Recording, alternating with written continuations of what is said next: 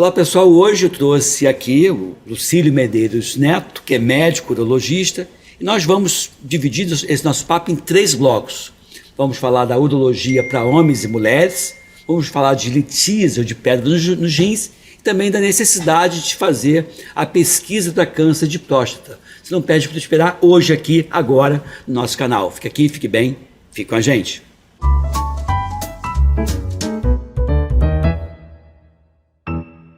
Olá, conforme prometido, estou aqui hoje com o Lucílio Medeiros Neto, que é médico urologista.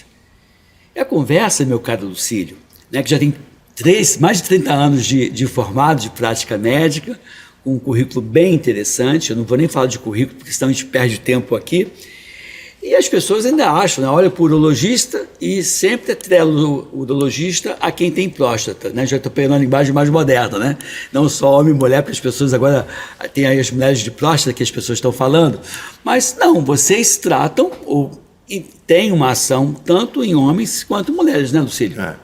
Esse é um fato que ainda hoje é inacreditável, mas as pessoas associam o urologista ao médico do homem. É como se a gente fosse o ginecologista do homem. Uma vez um paciente entrou no meu consultório, quase que em tom de cochicho, falando: doutor, por que tem tanta mulher na sua recepção? Eu falei: olha, não espalha não, mas mulher também faz xixi. É a verdade. Entendeu? Então a gente, na realidade, é cirurgião, a nossa especialidade é dedicada à cirurgia do aparelho urinário, que aí inclui homem e mulher. Que é diferente do nefrologista. Exatamente. O nefrologista é clínico. E a gente faz a parte mais cirúrgica. É lógico que tem uma área de comum, eventualmente, que a gente também trata clinicamente, infecções mais simples, e a gente aborda clinicamente, mas os casos mais complexos clínicos certamente ficam com o nefrologista. E além da parte urinária, aí sim, o genital masculino, entendeu? Que são as doenças de pênis, bolsa, e que isso sim fica confinado com a gente. Nós somos as únicas especialidades, e a única área de atuação em comum são as lesões dermatológicas de genital, que também podem ser tratadas por dermatologistas, mas que comumente o médico a ser procurado de primeira linha somos nós, os urologistas. Qual é o tipo de paciente? Assim, eu entendo muito claramente que o homem tem que estar lá, ter o urologista para chamar de seu, para fazer os exames periódicos, no sentido de triar um eventual câncer de próstata. E a mulher teria que ter essa visita regular também a vocês, urologistas? No homem, a próstata tornou um vínculo muito forte. Na mulher, as principais pacientes que estão vinculadas e que têm seu urologista são as mulheres em que o índice de cálculo é muito alto, que é para controlar, uma vez que quanto menor o cálculo que a gente abordar ou tratar, mais eficaz os resultados e menor os níveis de complicações que a gente pode ter ou de resultados piores. Mas também aquelas mulheres que costumam ter infecção urinária de repetição. Entendi. Que a gente, às vezes, tem que fazer abordagens endoscópicas para tratar, às vezes, até o próprio eventual cálculo, que é uma forma de patologia que leva à infecção de repetição, como algum tipo de dilatação, algum tipo de estenose, que isso a gente aborda, e melhorando a drenagem, você diminui o índice e a frequência de infecções. Então, nessas pacientes, como eu comentei, que nos casos mais graves ficam com a nefro, nos casos mais graves com patologias associadas, ficam com a gente. Patologia, no caso, anatômica. Anatômica, geralmente alteração anatômica. Em grande parte, doenças obstrutivas do aparelho urinário que não deixam a drenagem urinária ser satisfatória, e que isso leva a quadros de infecção de repetição. Eu costumo brincar com as pacientes, falar: enquanto a água para, ela suja. É verdade. E vale para a urina. Urina com estase, ela tende a infectar. Isso. E aí a gente tem que liberar essa obstrução para que você pare de ter a infecção. E essas patologias a gente tem que fazer controle regular, fazer um acompanhamento sério para que não haja no futuro, perda de função daquele rim ou daquele sistema afetado. Uma doença muito comum também, que pode gerar infecção, é uma estenose do ureter, que a gente, uma vez operado, esse paciente tem que ser controlado por bastante tempo para que previna uma possível reestenose. Esse estreitamento. O estreitamento se refazer, a gente tem que controlar esse paciente de perto. Nesse caso, as mulheres vão ter o seu urologista de estimação. Uma coisa, Lucílio, eu sou pediatra de formação, depois que fiz infecto. E na época que eu fazia a prática da clínica pediátrica, a gente dizia assim, a infecção urinária em meninos, às vezes, é o primeiro grito de socorro de um rim mal formado. Exatamente. E a gente era mais benevolente com as meninas, porque é mais fácil a menina ter infecção urinária do que os meninos, e havia uma regra na época, estou falando de 20 e tantos anos atrás, não sei se isso mudou. Mas a questão é, quando é que eu deveria investigar por imagem uma infecção urinária no homem e quando deveria fazer esse mesmo tipo de investigação em mulher? É a primeira pergunta. E a segunda pergunta é, quando você fala em investigação por imagem, o que é investigação por imagem? Bom, em se tratando de criança, eu acho que toda vez que você tem uma infecção urinária, você já pode pedir um ultrassom, principalmente para avaliar a presença de dilatação. Sim. Porque isso pode ser a causa mais comum em criança é o refluxo. Sim. Entendeu? Por uma má formação do sistema antirrefluxo, e isso gera dilatação desde pequeno grau, que pode ser acompanhado clinicamente até dilatações realmente importantes e que o tratamento é cirúrgico. Então, não há uma data. Apareceu um sintoma de infecção com característica sistêmica, febre. Ah, tá. Metimento renal mesmo. Né? Que sugere infecção urinária alta. Essa criança já deve aprofundar o estudo. Porque é engraçado, criança é um serzinho diferente mesmo.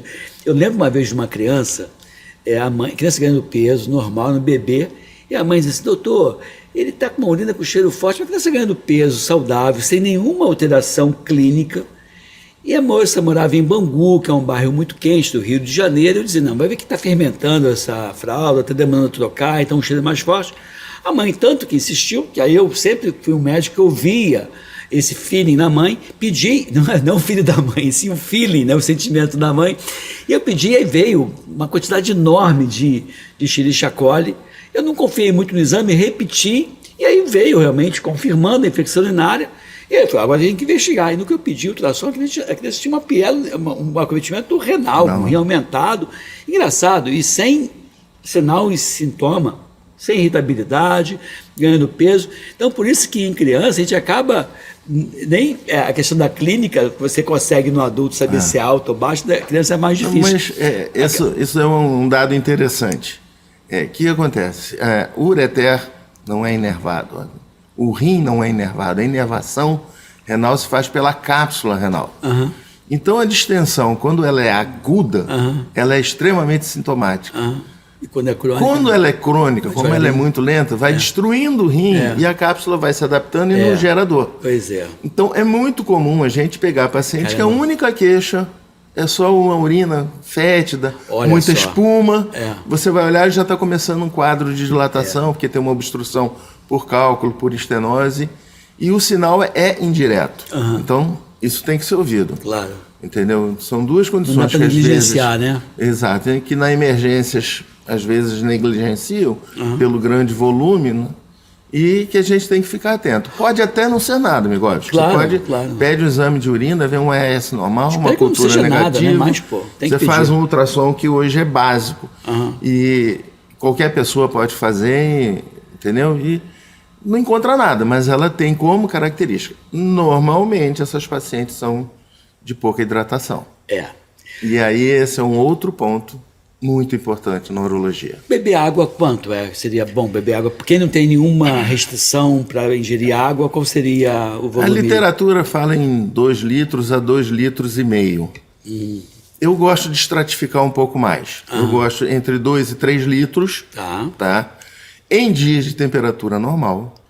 E em dias em que a temperatura... Outro dia, o Rio teve sensação térmica de 60 graus. É um absurdo. O nível de desidratação... Então, você pode passar nesses dias para 3 a 4 litros. Mas se você tiver dúvida quanto você bebeu, observa a cor da urina. Cor da urina, né? Ela tem que estar ou branquinha ou amarela clara. Concordo com você. Se ela ficou laranja, você está desidratado. Corra. E isso é particularmente importante em criança e idoso, que a sede, que é o alerta da desidratação, às vezes não se faz presente. Não se manifesta. É interessante isso, assim, porque claro que para mim a urina, salvo alguma situação de doença, a cor da urina é algo que tem que ser observado e valorizado. Não, tem um monte de enfermidade para eu tirar a urina e não ser nada, ou ser outra coisa que não desidratação, mas a princípio, dificilmente você vai ter uma urina clarinha, com um rim normal, a princípio, desidratando. Né? Você sempre vai ter aquela urina já comprometida, com cheiro mais forte. Então é uma forma interessante de você monitorar. Nos dias mais quentes, beber um pouco mais, se não tiver nenhuma restrição. Quais seriam as consequências de uma pessoa que não se hidrata bem? E olha, as consequências são basicamente a alteração da filtração renal. Sim. Com baixa filtração, você pode ficar hipotenso, pouca oferta, e isso afetar a função do néfron, que é a unidade principal de filtração do rim. Essa é mais preocupante, porque às vezes você leva a um status, às vezes até transitório, de insuficiência renal, que é facilmente corrigida pela hidratação, desde que não cronifique. Claro. Toda doença cronificada piora a situação. Então, a desidratação por longo tempo também cobra do rim, a longo prazo, uma alteração de função. E isso é importante. Nos pacientes portadores de litíase, isso fica notado. É aquele paciente que não bebe água e que ele vai te visitar de 6 meses a 1 ano, já com um novo cálculo, com ou sem sintomas já, mas você vai vendo que aquele pessoa não hidrata e o cálculo vai crescendo e uma hora você vai ter que tratar.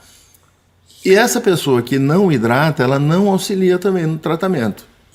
Porque mesmo quando a gente faz cirurgia, no pós-operatório a gente precisa da hidratação. Entendeu? Tem que ter a parte de colaboração do paciente. A hidratação é importante para tudo, para todos os sistemas, digestivo, respiratório, neurológico, para todos. Então, a desidratação... Eu oriento que as pessoas mais idosas, como você falou, que bebem pouca água, sentem pouca sede, né? Deveriam beber água e bebem pouco porque esquecem, que deveria ter, o idoso deveria ter sua garrafinha para ele até monitorar o quanto ele está bebendo. Isso é uma dica interessante. Até de repente, tem gente, não gosto de água. Mas, não batiza, bota manjericão, bota rodela de morango, bota limão, tenta dar uma saborizada nessa água. E uma outra coisa que eu costumo brincar com meus pacientes, faz o seguinte, hoje em dia todo mundo tem seu celular com um timer, bota 40 minutos e toma um copo d'água a cada 40 minutos. Durante o dia, você já vai fazer um perfil de hidratação bom. Não vai. A gente sabe que, a grosso modo, a gente tem perda invisível de 1,5 litro por dia. Então as pessoas falam, eu tomei 500. Está no déficit, meu querido. Tá. Se eu tomei meio litro, tomei uma garrafinha de água... Vai ficar cansado, né? Vai ficar com dificuldade para dormir. Tem que pelo menos empatar essa conta. Entendeu? E como eu falei, nos dias quentes, a sua perda é maior. Então, você pode, nos dias quentes, subir essa conta aí para 2.000 ml dia, perdão. Entendeu? Então, a hidratação é importante. Vamos lá. Bebo pouca água, tenho maior risco de infecção urinária? Mito ou verdade? Verdade. E por que seria esse maior risco? Aquela brincadeira que eu fiz da água com estase. Entendeu?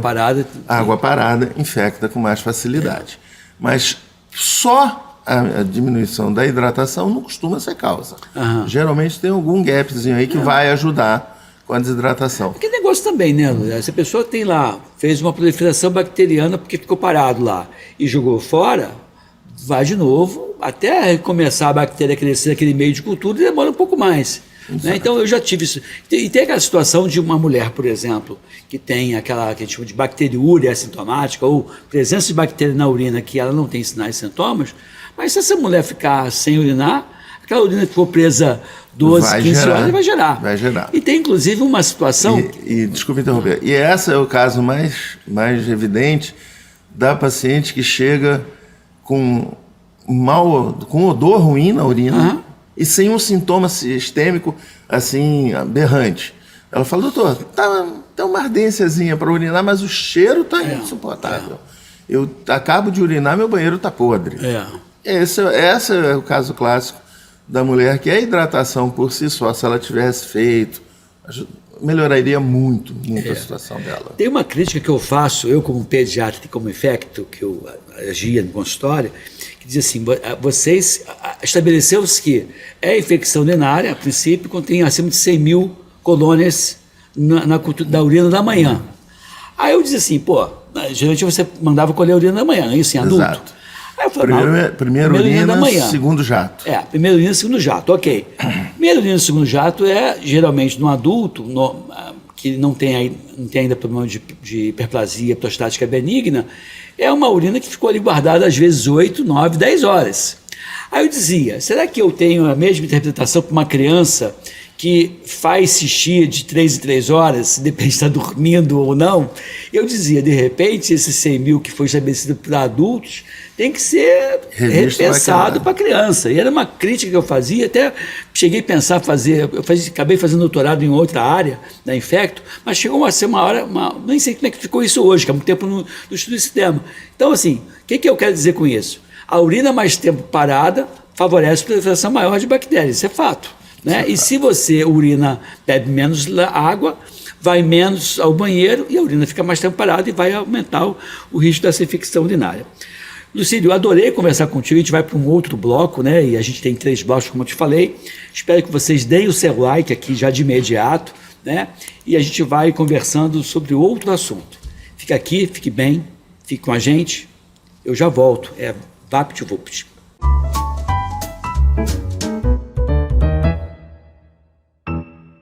Olá pessoal, nosso Amigovski está de volta e o papo hoje é litíase renal ou pedra no rins, que acomete, pasme, 50% da população brasileira. Eu estou aqui com o Dr. Lucílio Medeiros Neto, que é médico urologista de homens e mulheres, né? Já peço que você dê o seu like aqui, porque o papo vai ser bom, eu tenho certeza que você vai aprender com a gente. Por que essa incidência tão alta de pedra nos rins, Lucílio? Isso aí tem fatores genéticos. Não, eu diria até mais fatores familiares que genéticos. Não que você tendo o cálculo, seu filho obrigatoriamente vai ter, mas a chance dele é maior. Por que você fala? Então lá, eu queria que você definisse genético e familiar.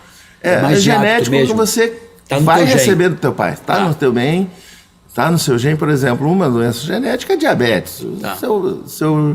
Você tem um pai só, ou a mãe, só o pai ou a mãe, você tem uma chance menor. Mas se você tiver os dois, você vai ser diabético. É uma questão de tempo. Está na genética. A característica familiar, não. É muito comum eu pegar pai e mãe que tem cálculo, que tem 3, 4 filhos, 2 são premiados e um nunca fez. Entendeu? Então, a característica que eu chamo de característica familiar é que você não necessariamente vai ter o azar dos pais. Às vezes até hábito alimentar, até às vezes é hábito de não beber água. Né? Exatamente. Isso tudo entra na conta. Entendeu? Mas existem fatores familiares, vou botar assim, fatores de dieta, de região dos Balcãs, quase todos fazem, e exigem fator alimentação, e o mais importante de todos é a hidratação. Todo cálculo começa como cristal.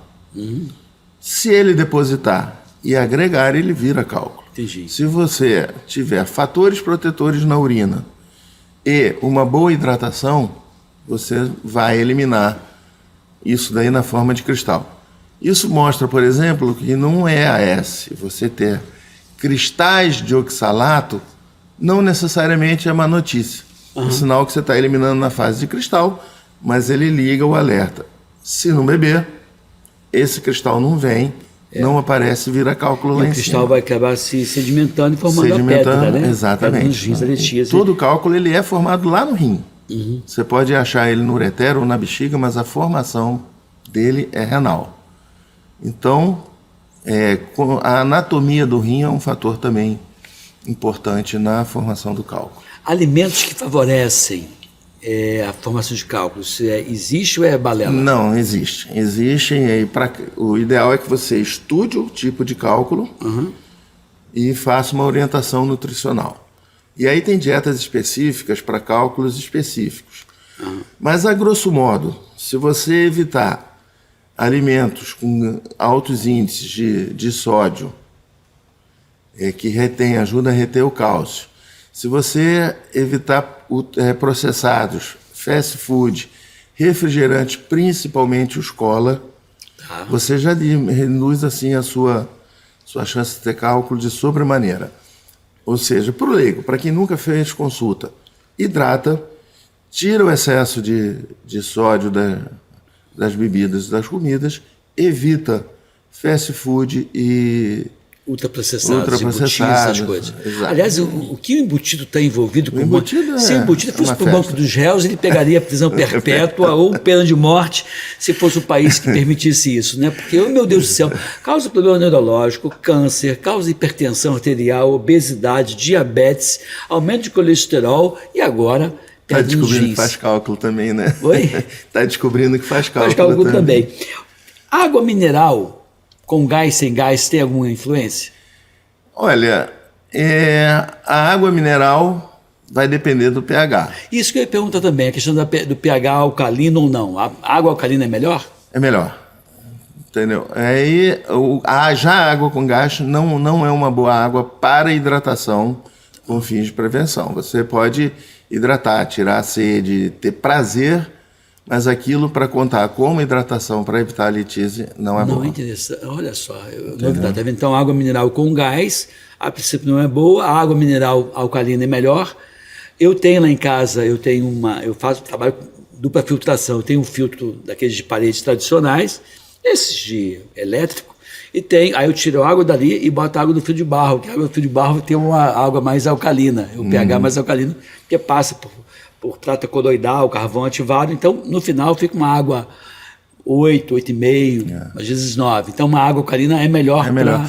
Porque em alguns tipos de cálculo, principalmente ácido úrico, a nossa função é alcalinizar a urina. Sim, para tentar diminuir a formação de cálculo. Às vezes você até dissolve pequenos cálculos com o uso, e a gente faz uso, por exemplo, de medicações para isso também, e dietas que alcalinizem. Sinais e sintomas mais comuns, já que você falou que 50% da população tem cálculo, a gente não vê 50% reclamando, né, Lucílio? Não. O sinal e sintoma mais clássico que tem é a dor lombar, que ela pode ser irradiada começa na região lombar, é irradiada para a face anterior do abdômen, descendo para virilhas, genitais e face interna da coxa. Uma dor que vai e volta, como se fosse uma dor muscular pós-exercício, ou uma dor que insiste e martela você? Normalmente é uma dor persistente. O principal diagnóstico diferencial que a gente tem é litíase ou lombalgia, porque elas provocam dores semelhantes. A única diferença é que a lombalgia você tem uma posição que a gente chama tecnicamente de antálgica, que é aquela posição que alivia a dor. O cálculo não. O cálculo, você pode plantar a bananeira que não vai achar a posição que melhore. Por quê? Porque o que provoca a dor do cálculo é a obstrução, que distende o rim, distende a cápsula renal de forma aguda, e essa distensão aguda é muito dolorosa. Entendeu? Se compara a dor do parto, a dor do trigêmeo, que também é uma dor facial, né? Facial horrorosa. É uma dor de grande intensidade, aguda, e que melhora algumas vezes com medicação, quando não com medicação, com uma desobstrução. Essa desobstrução ela pode ocorrer de forma espontânea ou com a sua intervenção? Com intervenção. Tá, e essa intervenção de forma espontânea vai lá, sai, é parto normal. Exatamente. E quando não é esse parto normal, quando você tem que atuar, de que forma você atua? Bom, quando tem a dilatação importante, com às vezes até reação inflamatória na gordura que envolve o rim, a indicação é formal de cirurgia, é desobstruir. Entendeu? Céu aberto? Não. Hoje é tudo feito por endoscopia. A gente entra pela uretra, bexiga, entra no ureter, vai até o cálculo, e aí, dependendo do tamanho, a gente consegue simplesmente colocar numa cesta e retirá-lo, ou você vai fragmentar seja com laser ou seja com aparelho mecânico, Sim. tá? Que é o litrotripsidor pneumático. Tem cálculos duros e tem cálculos mais moles. Isso depende da composição dele. Entendi. Entendeu? E às vezes a gente pega um quadro tão dramático, Migovski, que a gente não consegue chegar ao cálculo. Você introduz o aparelho, o ureter é muito estreito, muito inflamado, você corre o risco de perfurar, você corre o risco de romper, de desinserir. Esse equipamento que você introduz, ele é tipo uma fibra? É flexível? Existe o flexível, que é a base fibra ótica, em que a ponta dela faz a flexão que pode chegar até 360 graus, dependendo do modelo do aparelho. Ele pode ser digital ou analógico, entendeu? E existe a rígida, que é o ureterorrenoscópio, que é uma haste metálica com a fibra ótica por dentro, um canal de trabalho que você passa o laser, passa a cesta para trabalhar, e aí varia de diâmetro de ureterorrenoscópios mais calibrosos para mais finos. Nessas intervenções... Só que quanto mais fino, menor a tua mobilidade de trabalho. Nessas intervenções, a complexidade varia de acordo com o sexo? Não. O que varia de acordo com o sexo é você ter acesso à entrada do ureter. Porque a uretra da mulher tem de meio a 1 centímetro. Você mal passou o aparelho, você já está dentro da bexiga. No homem, além de uma uretra peniana, que é mais longa, você tem a próstata. Que pode dificultar. Que pode ser uma próstata boa para você trabalhar, sendo pequena, mas tem próstatas que estão extremamente aumentadas e que tornam o acesso mais difícil, às vezes até mais traumático. Quando você fala da questão você já falou da prevenção, que é beber bastante água, dependendo evitar embutidos, alimentos, sódio, né, tentando ver qual é o tipo de cálculo. Falamos já dos sinais e sintomas. Nessa intervenção tem a tal da litotripsia invasiva e a não invasiva. Como é que é a diferença dessas? Minimamente invasiva e não invasiva? A litrotripsia não invasiva é a litrotripsia extracorpórea por ondas de choque. Como é que é feito isso? Ela tem um princípio semelhante à vela do carro, que gera uma centelha. A vela do carro gera uma centelha no meio inflamável que explode e mexe o pistão. Usando esse princípio, essa centelha, para tratamento do cálculo, ela é feita num ambiente de água salina e uma cuba de aço em que a energia, você imagina a energia dessa centelha como aquela fogos de artifício de início de ano, que ele abre uma esfera. Essa esfera de energia, quando abre, ela rebate nessa cuba de aço e vai para um ponto do espaço que a gente calibra e que o cálculo vai ser colocado naquele ponto do espaço. Então, toda a energia vai ser convertida num ponto e nesse ponto a gente bota o cálculo. Essa seria a extracorpórea. Exatamente. A sensação do paciente, ele vai ter uma bolha de água encostada nas costas e a sensação para ele é um peteleco nas costas. Sim. Só que são 5.000 petelecos. E com uma frequência que o gerador alterna, faz 2, 3, 10 batidas fracas, uma forte, né? Então, nessas fortes, o paciente tende a mexer. Por isso, hoje em dia, mesmo sendo não invasiva, a gente faz com uma sedação leve, que isso otimiza o resultado e isso torna o procedimento mais confortável para o paciente. Esse tipo de procedimento é fácil de conseguir no Sistema Único de Saúde ou só na clínica privada, Lucílio? Você tem essa informação? Eu não tenho informação da saúde pública ter esse aparelho. Porque quando você fala em 50% da população sendo afetada, deveria ter uma polícia de saúde pública. A litotripsia hoje, extracorpórea, ela perdeu um pouco da sua indicação por causa da cirurgia. Que a grande indicação para essa é um cálculo até 1 centímetro, de baixa densidade, isso é medida pela tomografia. Tá. Que ela vai dizer, a densidade dele varia de 300, 400, vai até 1.500, 1.700 em média. Quanto mais denso, pior. Quanto maior, menor o resultado. Então, se você chegar no meu consultório, olha, eu não quero operar, quero fazer isso. Com um cálculo de 1.500 de densidade, eu não vou indicar esse tratamento, porque o índice de falha é altíssimo. Se você chegar com esse mesmo cálculo com 800, 700, eu faço tratamento que a resolução é ótima. Então, cálculos de baixa densidade, de tamanho até 1 centímetro e com a anatomia do rim favorável, os resultados são excelentes. Mas a proposição da cirurgia endoscópica, teoricamente, tem resultados maiores e imediatos. Então, o urologista hoje tende a aplicar mais a técnica cirúrgica do que a extracorpórea, em função do resultado.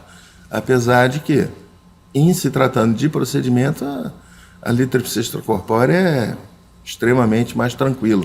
Mas essa intervenção também é tranquila, né, hoje? Muito tranquila. Eu brinco que a cirurgia endoscópica ficou tão tranquila, de um domínio tão bom, que o cirurgião só não tem direito de bancar herói. Uhum. Por que eu falo isso? Porque quando a gente propõe essa cirurgia, a gente avisa o paciente que o índice é de 95%, mas tem 5% que você não vai resolver. Uhum. Então, se você vende para o paciente que vai resolver tudo naquele tempo, você pode ficar... Cai do cavalo. Exato, ficar induzido a fazer o procedimento assumindo riscos desnecessários. Entendi. Entendeu?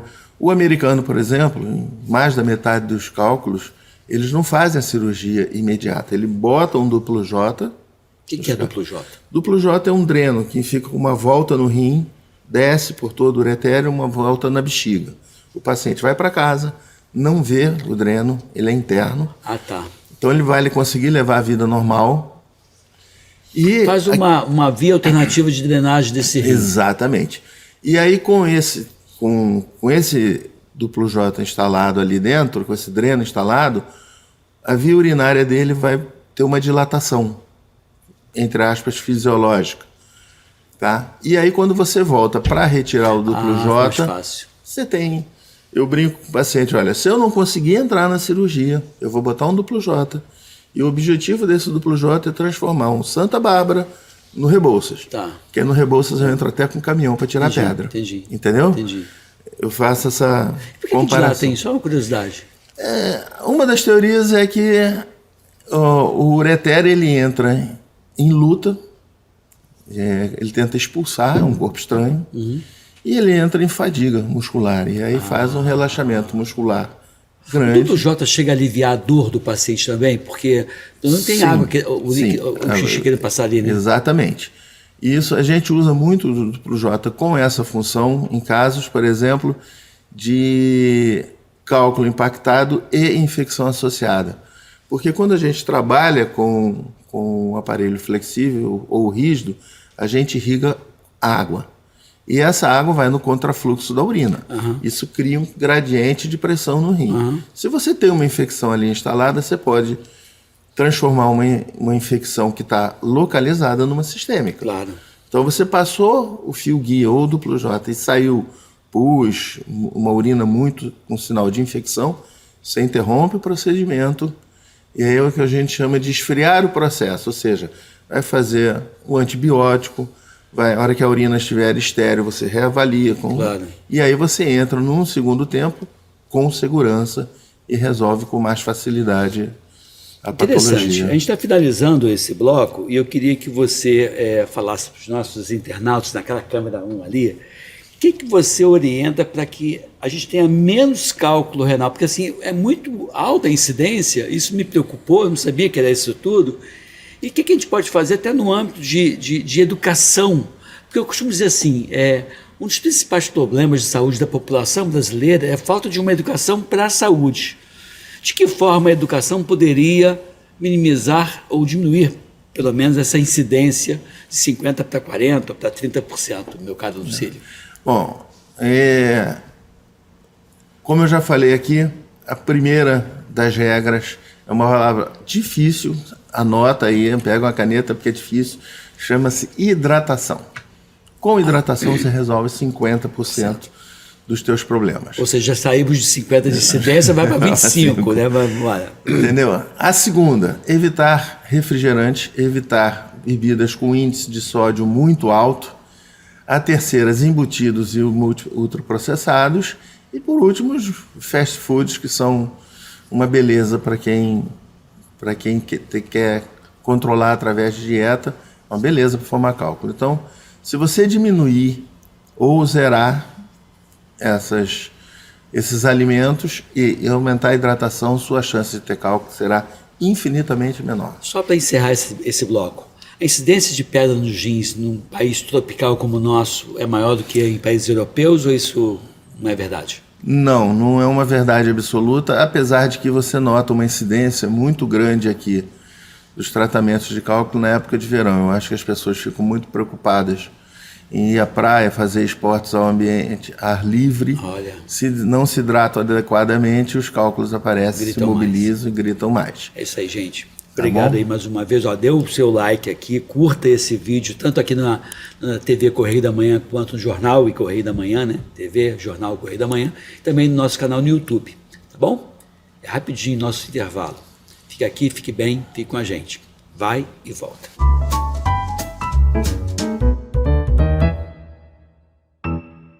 Olá pessoal, estamos de volta aqui no Amigovski, podcast de Edmilson Amigovski. Estou aqui com o urologista, o Dr. Lucílio Medeiros Neto, com mais de 3 décadas de experiência na urologia para homens e mulheres.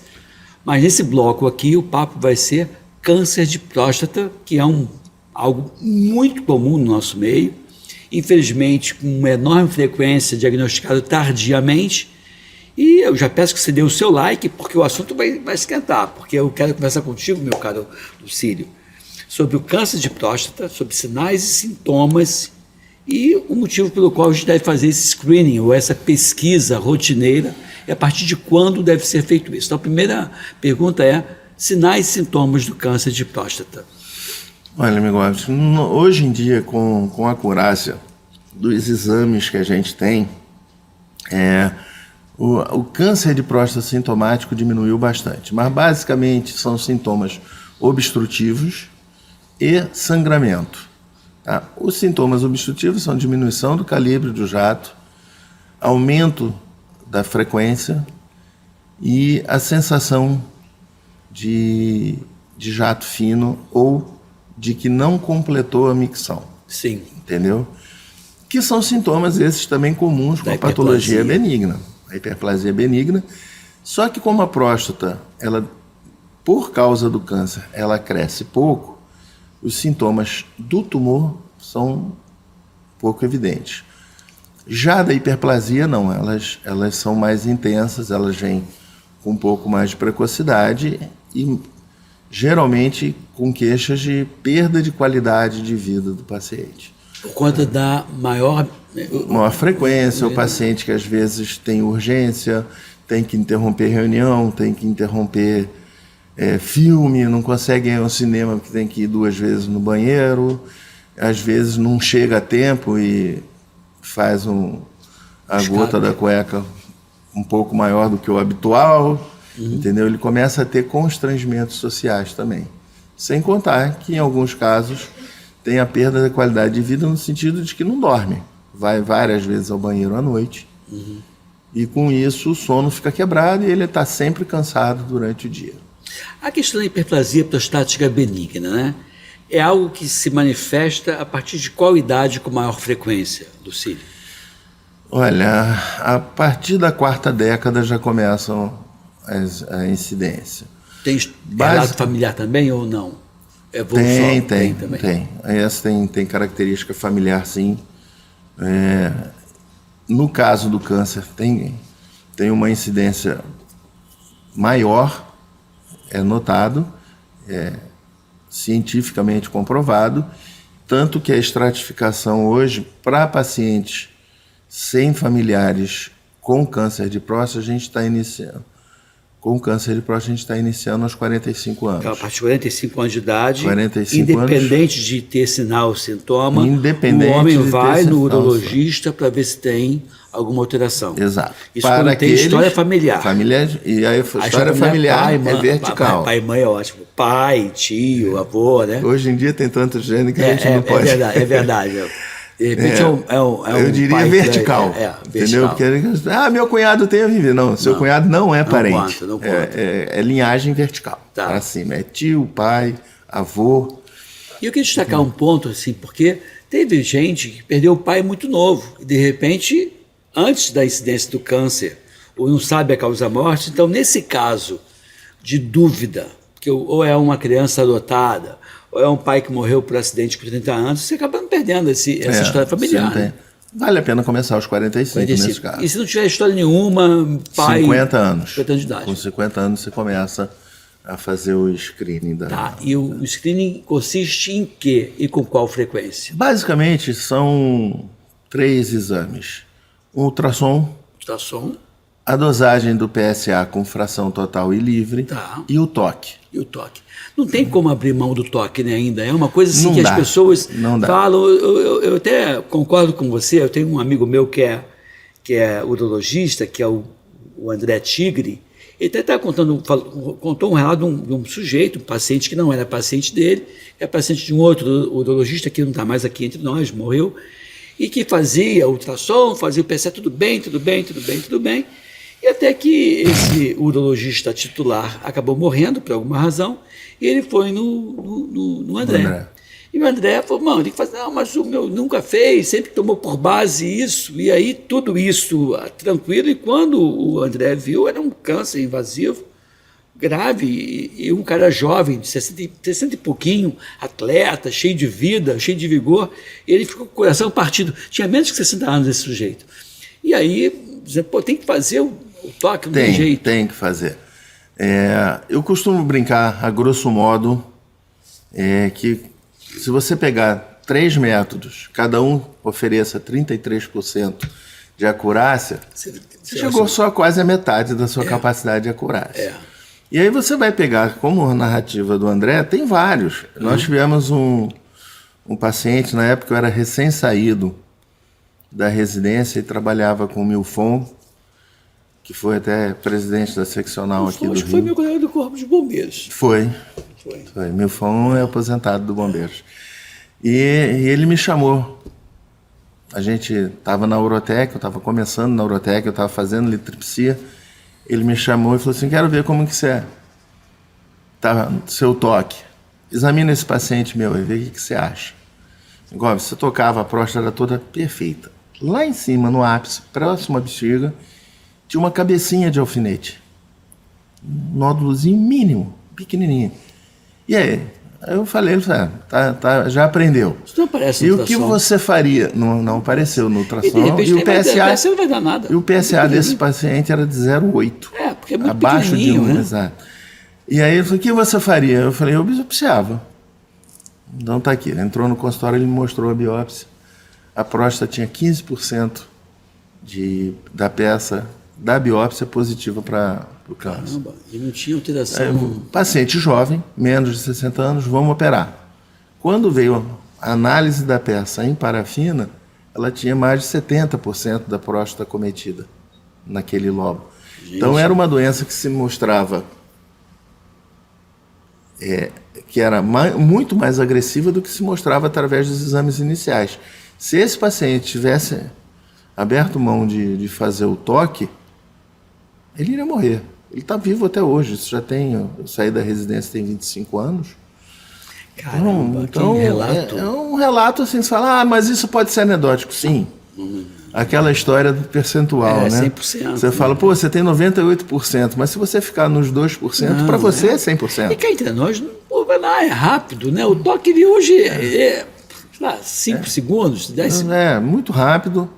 99% das vezes indolor. Normalmente o paciente que tem dor tem algum problema de esfíncter anal, às vezes até, em alguns casos, quando é muito doloroso, até peço para ele acompanhar com proctologista para ver se não tem nenhuma alteração. Mas é muito rápido, muito rápido. A grande maioria que faz o primeiro exame fala, já, doutor, o senhor conseguiu ver tudo com esse toque rápido? Sim. Ver não, mas sentir. Verdade. Uma pergunta, assim, existem alimentos que aumentam os sinais e sintomas da hiperplasia prostática benigna? Não, que aumente não, mas que facilitem a doença sim. Como por exemplo? Vamos voltar para o os ultraprocessados e para os De fast novo, food, você Aí nota... aumenta a incidência não só de hiperplasia, mas de câncer também, Não, né? principalmente câncer. Não, câncer, tá. Você tem um estudo que mostra, muito interessante, os japoneses, eles têm uma alta incidência de câncer de estômago por causa do peixe cru. Aham. Que todo mundo acha que é inócuo. É inócuo numa quantidade moderada. Como eles comem muito lá, todo japonês já começa a endoscopia digestiva com 40 anos. Eu vi uma vez, na época da faculdade, portanto tem muito tempo, que eles tinham mais câncer de estômago, e mais no homem do que na mulher, que no Japão eles tinham o hábito de primeiro o homem comia, para depois a mulher comer. A mulher comia uma comida mais fria. E aí, eu sei que não é o foco da nossa entrevista, mas essa eu tinha. Que eu estou te falando isso, que até pouco tempo atrás eu repeti isso. Então, não tem a ver com a temperatura do alimento, tem mais a ver com a questão do peixe mesmo. E a incidência e é aí igual. O que acontece? O japonês muda para os Estados Unidos. E aí começa a ter... A primeira geração mantém o hábito. A segunda já está no high school e vai para o fast food com o americano. Esse aqui teve uma troca de padrão. Ele diminuiu a incidência de câncer de estômago e passou a aumentar o câncer de próstata. Inclui aí também raça, inclui uma série de coisas, né? E aí, então, mas a alimentação tem a ver com a questão do câncer.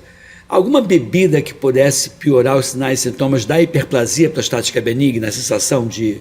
Sim, as bebidas... De café. Exatamente, as bebidas que contêm cafeína. Aí vai o guaraná... Além da obstrução, ela vai agir no colo da bexiga, na parede muscular, que tem receptores alfa, em alta concentração. Então, isso gera não só para hiperplasia, mas existem patologias da bexiga, do distúrbio miccional, como, por exemplo, bexiga hiperativa, que a cafeína é um inferno. Que é dose dependente. É dose dependente. Quanto mais sintomas você vai ter. Então, na hiperplasia, que já está gerando sintoma, você acrescentar cafeína e álcool também. Interfere sim na piora do quadro. Tratamento clínico da hiperplasia prostática benigna. Tadalafila 5mg é uma desculpa para as pessoas que querem diminuir a sua potência ou ajuda realmente? Eu iniciei a carreira junto com o início dos fármacos. Sim. Foi a primeira medicação que teve, foi o Proscar, que invadiu nossos congressos, e o discurso era: esqueçam de comprar aparelho para ressecção de próstata. Isso acabou. Essa medicação aqui vai resolver, vai acabar. Vai jogar seu aparelho no lixo, que não vai ser mais preciso. E aí, as primeiras drogas a gente tinha que, inclusive, titular. Começava com 1mg, 2mg e 4mg. Se o paciente parasse o 4mg por uma semana, ele tinha que voltar todo o reescalonamento. Hoje, a tecnologia de medicações para absorção melhorou muito. Você já titula o que você quer. Ou vai fazer 2mg ou 4, a ver com o sintoma, não com os efeitos colaterais.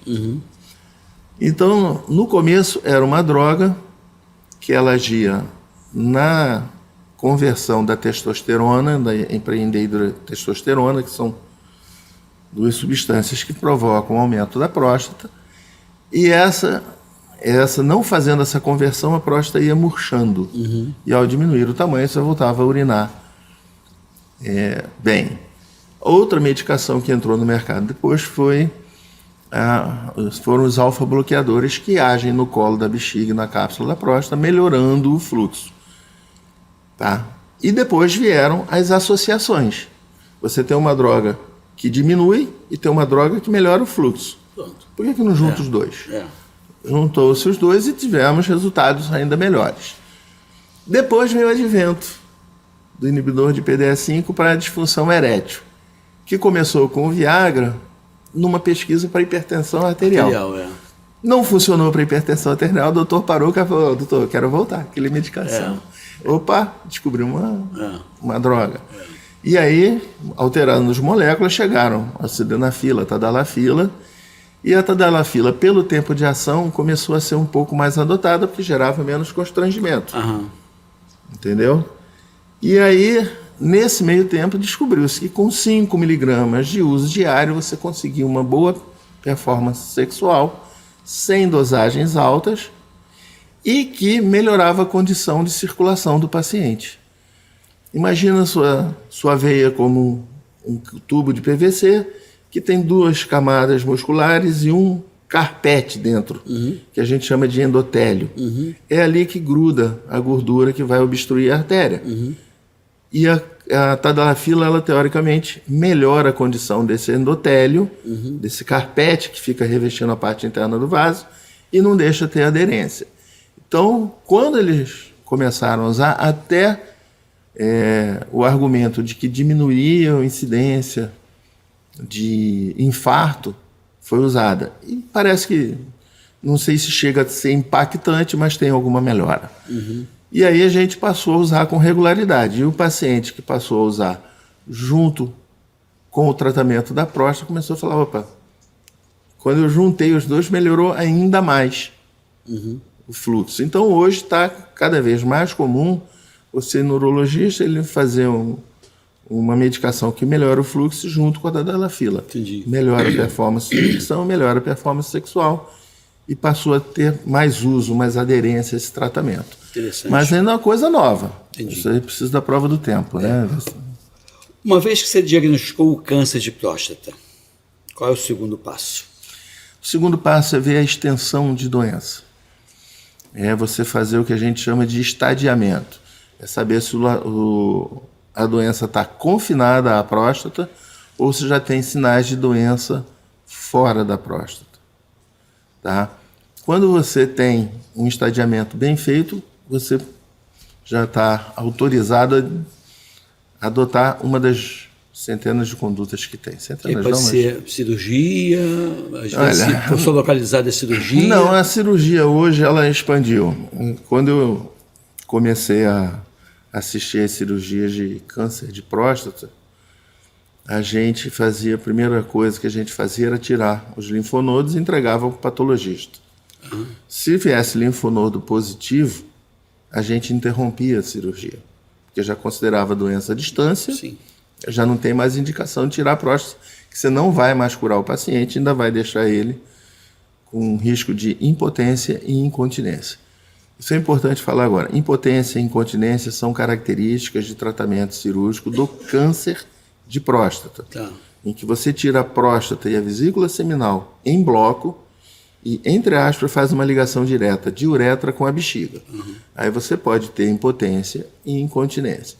Nos tratamentos cirúrgicos para hiperplasia benigna da próstata, elas não induzem a impotência e a incontinência. Isso vai acontecer se você já for um predisposto. Por exemplo, o paciente já está queixando. Minha potência já está meio ruim, não sei o quê, não estou precisando de medicação. Mas não respondeu direito. Esse paciente, ao operar, ele pode sim desenvolver, mas não é uma condição da cirurgia.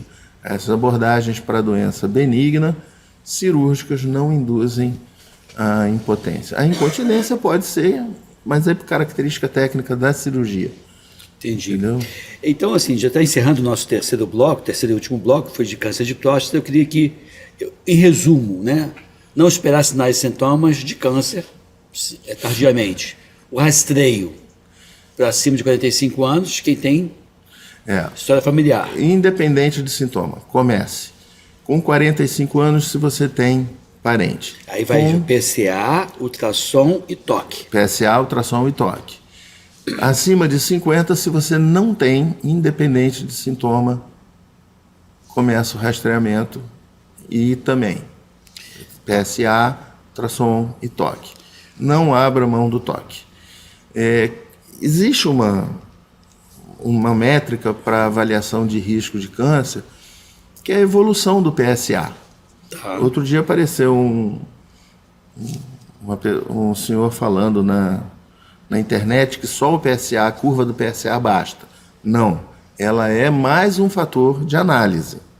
Tá? Você sabe que um PSA que tem uma alteração de densidade muito grande, um PSA que tem uma curva de elevação maior, que a gente chama de doubling time, quer dizer, o tempo que demora para dobrar esse PSA. Isso tudo vai ser analisado pelo seu médico para dizer, olha, seu PSA até não está acima de 10, mas ele está subindo muito rápido. Estranho. Vamos aprofundar essa investigação. Cada caso é um caso. Cada então. caso é um caso. Não dá para você aprender isso na internet. E hoje em dia você tem exames não invasivos muito bons antes de, por exemplo, chegar à biópsia, como a ressonância multiparamétrica da próstata.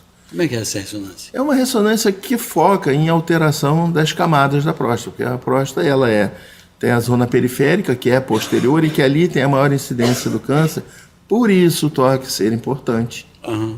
Tá? Tem a zona média, divide em ápice, média e base, e todas essas regiões são estratificadas. Se tiver algum nódulo, aquele nódulo vai ser focalizado e ver se ele tem potencial de malignidade.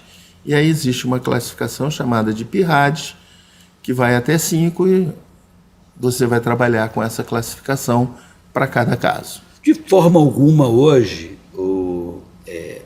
Lucílio, o diagnóstico de câncer de próstata é uma sentença de morte, de forma alguma. Não. Isso já mudou. Lembra que eu te falei da cirurgia? Hoje em dia, a gente faz a cirurgia, se tem possibilidade de ganho possível, a gente faz uma linfadenectomia mais estendida, e que isso vai nos dar um prognóstico e formas de tratamento mais eficazes que prolongam a vida do paciente de forma de outra coisa. importante. Às vezes morre, né?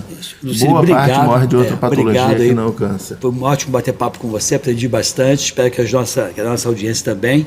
Dê o seu clique, se inscreva no nosso canal, dê o seu like, por favor, porque é isso, né? A gente leva uma informação de qualidade de saúde que visa, sobretudo, minimizar dor, sofrimento, sequelas, internações e mortes. Eu queria te presentear com a minha caneca. Essa caneca é sua, vai levar para a sua casa. E é isso aí, gente. Fica aqui, fique bem, fique com a gente. Um abraço e até o próximo encontro com vocês.